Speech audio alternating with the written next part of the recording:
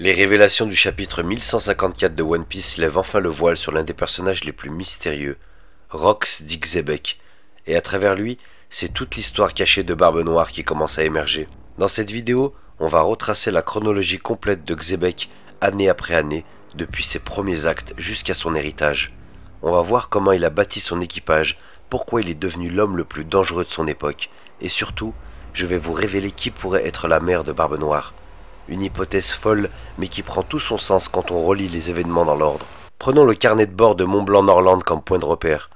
L'année de son arrivée à Jaya est de 1122, ajoutant 400 ans pour obtenir le présent, c'est-à-dire 1522.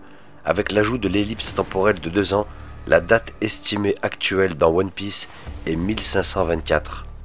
1444, naissance estimée de Xebec. Xebec aurait aujourd'hui environ 80 ans s'il n'était pas mort. En 1486, lors de l'incident de God Valley, il aurait eu 42 ans. C'est l'âge parfait pour un capitaine expérimenté, stratège charismatique, capable de fédérer les monstres de son époque. 1468, la rêverie. Xebec participe à une rêverie. Il discute avec le roi Harald. Il tue un amiral de la marine à cette occasion. Un acte extrêmement grave qui marque le début de sa traque mondiale. Xebec entre dans la catégorie des ennemis de l'ordre. 1476, Elbaf. Xebec retourne à Elbaf pour revoir Harald. Il est accompagné de Edward Newgate, Shiki et Stussy. Il n'est pas encore capitaine des Rox. Il semble en pleine formation de son équipage. Il montre un intérêt stratégique pour Elbaf. Il rencontre Loki enfant qui semble s'attacher à lui profondément, preuve qu'il est resté un bon moment sur Elbaf. On apprendra plus tard que Loki évoque encore Xebec avec respect, preuve qu'il a laissé une marque forte. Ce qui est troublant, c'est Shanks. Shanks aussi se rendra à Elbaf après avoir parlé à Harald. Qu'y a-t-il de si important à Elbaf? Est-ce ce fruit interdit? 1484, la naissance de Teach. En 1495 naît Marshall D. Teach, future Barbe Noire. On apprend dans le chapitre 1154 que Xebec est son père biologique. Mais sa mère, son identité n'a jamais été révélée. Jusqu'à cette théorie. Parmi l'équipage des Rox, il semble que Newgate et Stussy aient été proches.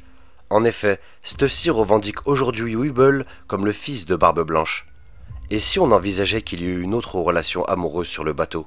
Quand elle était plus jeune, l'ancienne impératrice Nyon, anciennement Gloriosa d'Amazon Lily, quitte l'île après avoir été frappée par l'ouragan de l'amour. Maladie fatale si on ne suit pas la personne qu'on aime. Et si cette personne était Xebec? Elle quitte l'île, rejoint les Rox et tombe enceinte. À 40 ans, elle donne naissance à Teach. Mais 2 ans plus tard, en 1486, Xebec comprend que tout va tomber. Il demande à Barbe Blanche, son plus proche allié, de protéger son fils. Gloriosa n'a pas d'autre choix que de l'abandonner. Un garçon ne peut pas vivre à Amazon Lily. Comme Ace, fils de Roger, ou Luffy, fils de Dragon, Teach est abandonné pour être sauvé.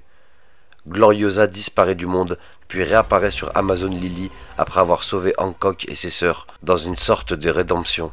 Cette scène de Barbe Noire à Amazon Lily n'était pas juste un hasard? Et si, même sans le savoir, Teach était revenu sur la terre natale de sa mère? 1486, God Valley. Xebec lance son offensive contre le GM. Il réunit un équipage monstrueux. Ses objectifs possibles?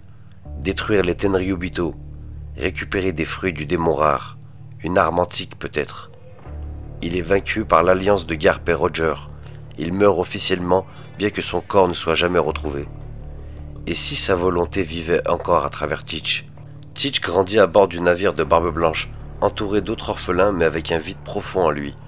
Supposons que pendant des années, il reste silencieux, discret, observateur. Mais en grandissant, à l'adolescence, il commence à poser des questions. Il ressent qu'il est différent, qu'il a un passé effacé, un poids sur les épaules qu'il ne comprend pas. Barbe Blanche lui révèle la vérité, qu'il est le fils de Rox dit Xebec, lui explique la volonté de son père, qu'il l'a confiée à lui avant de mourir à God Valley. Ce jour-là, Teach vrille intérieurement. Il comprend enfin pourquoi il se sentait à part. Il accepte cet héritage mais à sa manière.